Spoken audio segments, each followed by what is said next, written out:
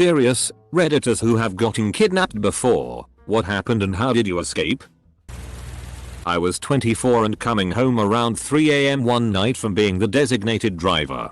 I parked outside my apartment and a man with a gun approaches as I am getting out of the car.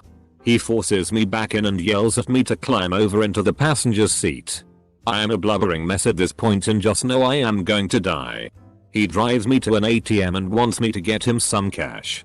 I had $4 in my bank account. So he was pretty pissed. He starts driving around and I start trying to figure out how to get myself out of the situation. I turn in my seat toward him and start trying to talk to him. Even touching him on the arm so he might start seeing me as another human.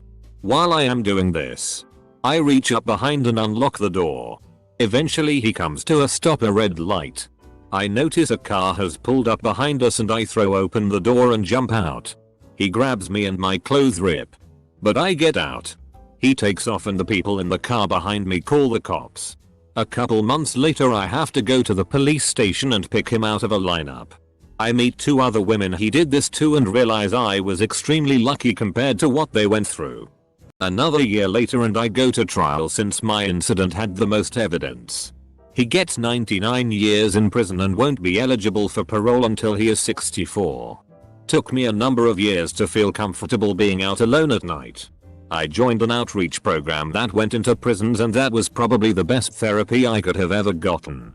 I am happy to say that event does not plague me any longer and I have forgiven the man who did it. I was 9 when this happened. My brother was getting drunk some friends and some sketchy characters started to show up at the party. I was in my room when a dude smashed the door and dragged me to his car. My brother, drunk and high, tried to stop him. My brother got shot by a 38 and I was kidnapped. The guy drugged me, I found out years after, and took me to a warehouse where his buddies were. They kept me there for a few days when SWAT burst through the skylight and windows.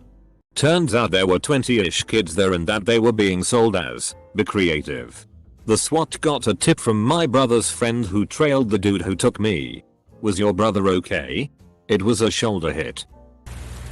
I was kidnapped when I was about 4 years old. Some random neighborhood lady came to my school and said she was my mother so she could sign me out of class.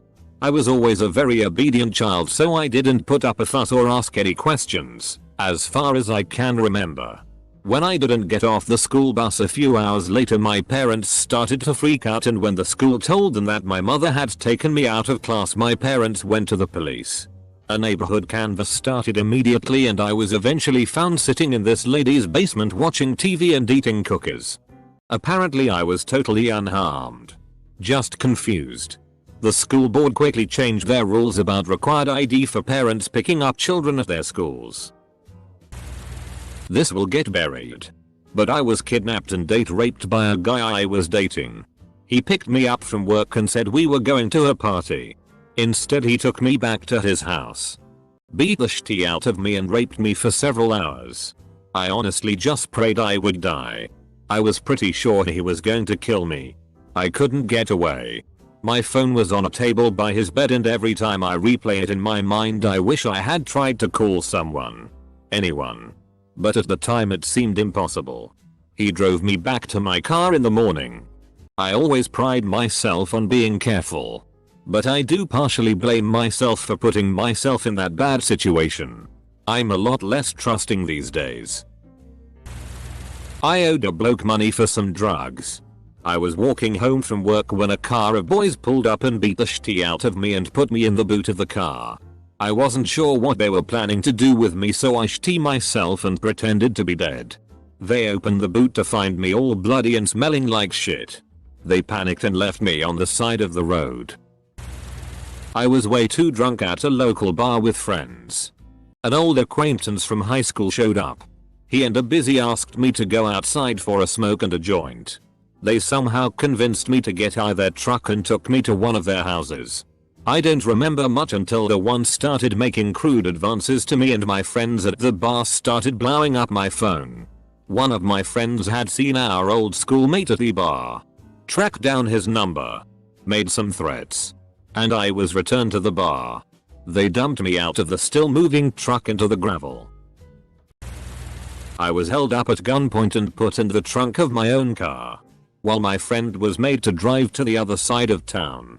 The kidnapper dropped us off in a risky neighborhood and drove off, while threatening to shoot us.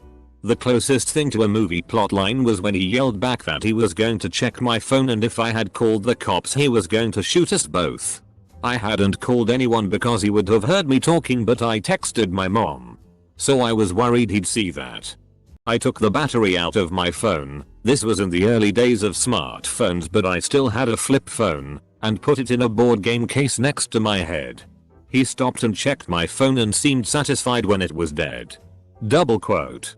They busted him 2 weeks later on a warrant for drug charges and I got my car back, covered in grimy fingerprint dust and fast food droppings, with enough miles to have driven to Florida just like he said he would.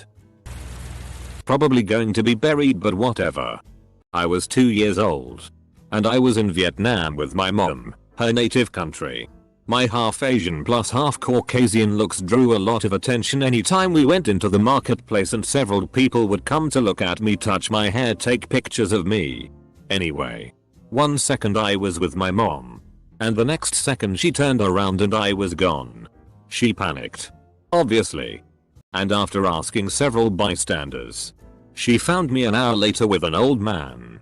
He had carried me safely to his home so he could show me to his wife. My mom thinks it's kind of cute now and I don't remember any of that. So I'm probably the luckiest victim of kidnapping there ever was. I wasn't really kidnapped, but I almost was. Thankfully I trusted my gut. Back in the days of MySpace, I was like 12 and middle school did not treat me well, so I hardly had any friends to text talk to. So I started talking to someone I met, I think, off MySpace. Could have been somewhere else, but it was from the internet. Well, we had a plan to meet at the Dollar Movie Theater. You could go see a movie for $1. Great. As a middle schooler, my brother was also going, but a different movie. Well, turns out the person I was meeting wasn't my age at all. Like probably 25. Very overweight woman who a grown man boyfriend with her. So I decide to opt out and go to the movie my brother was going to. She texted me a lot afterward being mad I didn't want to hang out with her, but I just told her to leave me alone. And eventually she did. Never told my parents in fear of getting in trouble. Not nearly as interesting as others' tales, and I wasn't abducted, but it was an attempt. One day after school, about 5th grade, me and my friends were walking home and some random guy in a van sticks his head out the window and called for us to get in his van. Super weird because he said it so bluntly without trying to lure us or anything. But we saw him open the door and we just bolted to our nearest friend's house who was 2 blocks away. Apparently I was the only one that got a good look at the guy, so I missed a day of school to go to the police station to do one of those digital face sketches, and we hung up posters around the neighborhood warning PPL to look out for that sick fuck. Technically both my brothers and I were kidnapped by our dad when I was 9. My parents were going through a nasty divorce and my dad had us for a trip in Vermont. He asks us if we wanted to see Canada, and all of us being under 9 and thinking it's cool are totally down for it. Here's where it gets FK'd up a little bit. None of us had passports except for our dad. We pull up to the Canadian border and the border agent asks my dad all these questions. Like, where is the children's mother? What are your plans? Etc. Somehow he's allowed through and we spend the day in Canada. Come back to the American border and the border agent jokes with us and lets us through even though there's 3 children with no American passports. My mom finds out from us later and loses her shit. Apparently it's a kidnapping if you take children to another country during an intense divorce without the other parent present. My brother also almost got kidnapped when walking home from school. A group of friends find an injured squirrel. A random guy in a van pulls up and offers to take it to the vet and asked if anyone wanted to go with him. My brother said no because it would have taken too long and just walked off. His stupid luck saved him from being kidnapped. 2 attempts. No kidnappings. One when I was 5 riding my bike to a friend's house a block or 2 down. A woman in a car tried to lure me with the "I lost my puppy. Can you help?" thing. Completely oblivious and close to my friend's house, I straight up told the lady that I hated dogs.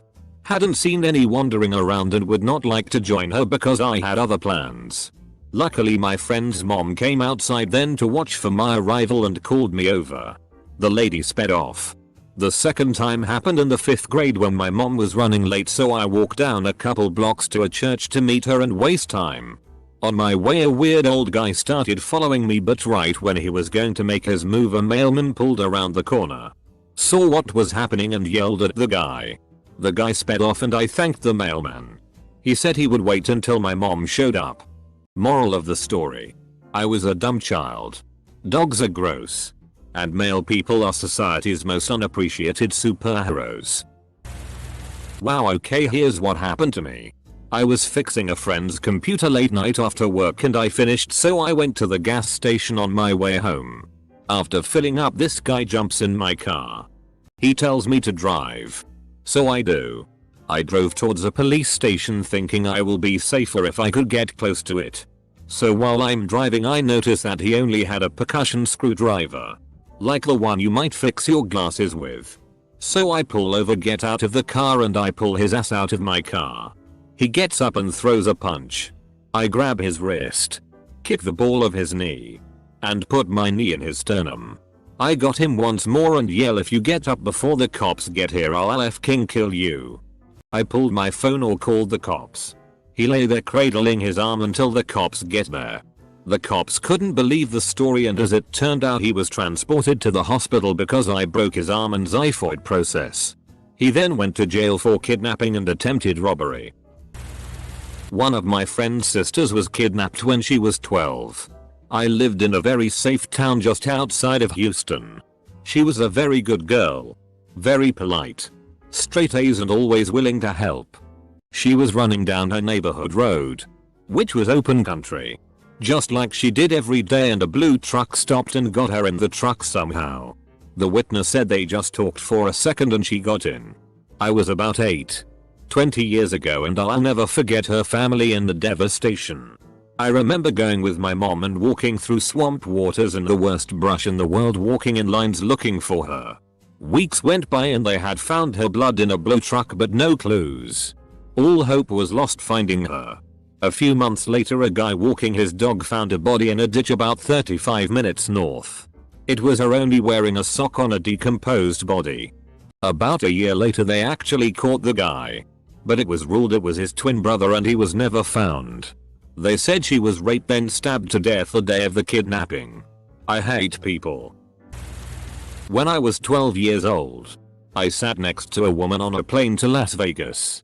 When my mother fell asleep on the plane, a lady in her mid-30s started talking to me. She was saying things like, your parents are con artists and I have a mansion you can come live in and I will give you lots of money if you leave your parents and come live with me, and things along those lines.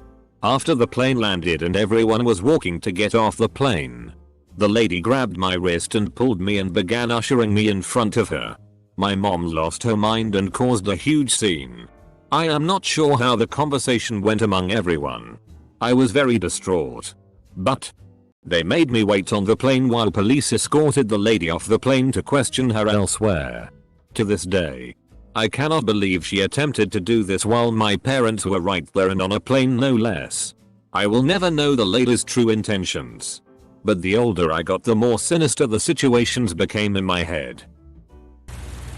I was kidnapped by my mentally ill father when I was 3.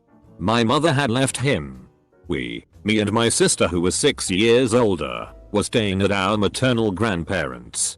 My father came and picked us up for a weekend visit. When he was roughly 1 mile from the house, he stopped and told my sister to get out of the car. She walked back to our grandparents and he took off with me. He took me to Arizona from Texas. Called my mother and told her he'd leave me to die in the desert if she didn't tear up the divorce papers. She convinced him that she'd come back. He returned me and we promptly went on the run. We moved over 19 times in 10 years in an effort to hide from him. My last name was changed numerous times so he couldn't easily find me again. The truly awful part. My father wasn't the worst part of my childhood. The man my mother married when I was 6 was a pedophile. Open bracket.